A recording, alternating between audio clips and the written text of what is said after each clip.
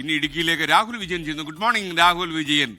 പറയൂ രാഹുൽ, ഇടുക്കി ജില്ലയിൽ എങ്ങനെയാണ് ഈ ജനാധിപത്യ ഉത്സവം അരങ്ങേറുന്നത്? ഇന്ന് വൈകുന്നേരം കുട്ടിക്കലാശിന്റെ കൂടുതൽ വിവരങ്ങൾ എന്തൊക്കെയാണ്?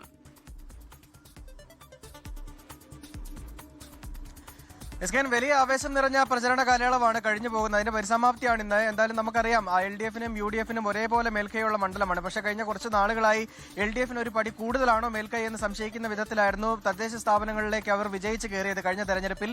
ഇത്തവണ എന്തായാലും ആ വിജയം നിലനിർത്തുക എന്ന ഉദ്ദേശത്തോടു കൂടി തന്നെയാണ് LDF-ന്റെ ഒരു പ്രചരണ തന്ത്രം ഉണ്ടായിരുന്നത്. മാത്രമല്ല ഇടുക്കിയിലെ ജനങ്ങൾക്ക് വേണ്ടി സർക്കാർ ചെയ്തു നൽകിയ കാര്യങ്ങൾ, ഇടുക്കി പാക്കേജ്, അതുപോലെ തന്നെ ഇടുക്കി മെഡിക്കൽ കോളേജ് ഉൾപ്പെടെയുള്ള കാര്യങ്ങൾ പ്രധാന വിഷയങ്ങളാക്കിക്കൊണ്ട്, അതുപോലെ തന്നെ ഭൂപ്രശ്നങ്ങളിൽ ഭൂപതിവ് ചട്ടഗതി ഭേദ ബില്ല് നടപ്പാക്കിയതുൾപ്പെടെയുള്ള കാര്യങ്ങൾ പ്രചാരണ വിഷയമാക്കിക്കൊണ്ടാണ് LDF തെരഞ്ഞെടുപ്പ് പ്രചരണ രംഗത്തുണ്ടായിരുന്നത്. എന്തായാലും അത് ശക്തമായി തന്നെ അവർക്ക് മുന്നോട്ട് കൊണ്ടുപോകാൻ കഴിഞ്ഞിട്ടുണ്ട്. അതുപോലെ തന്നെ UDF-ഉം ശക്തമായ ക്യാമ്പയിനുമായി മുന്നോട്ട് പോവുകയായിരുന്നു. കാരണം ഭൂപ്രശ്നങ്ങൾ പരിഹരിക്കുന്നതിന് വേണ്ടി കൊണ്ടുവന്ന ബില്ല്, അതിലെ ചട്ടഭേദഗതിയൊന്നും കാര്യക്ഷമമായി പ്രാവർത്തികമാകാൻ കഴിയുന്നതല്ല എന്നുള്ള പ്രചരണമാണ് UDF മുന്നോട്ട് വെച്ചത്. പ്രധാനമായും ഇടുക്കിയിൽ ഭൂപ്രശ്നങ്ങൾ തന്നെയാണ് ചർച്ചയാക്കിയത് ഈ പ്രചരണ കാലയളവിൽ. എന്തായാലും നേരത്തെ ഉണ്ടായിരുന്ന UDF-ന്റെ ഒരു മേൽക്കൈ അത് തിരിച്ചു പിടിക്കുക എന്നുള്ള ഉദ്ദേശം തന്നെയാണ് UDF-നുള്ളത്. അതുപോലെ തന്നെ NDA-ക്ക് ശക്തമായൊരു സാന്നിധ്യം അത് കാണിച്ചു കൊടുക്കുക, അതിനുവേണ്ടിയുള്ള തന്ത്രങ്ങളും അവർ മെനയുകയും ചെയ്തിട്ടുണ്ട്. എന്തായാലും ഇന്നലെ കട്ടപ്പന മുനിസിപ്പാലിറ്റിയിൽ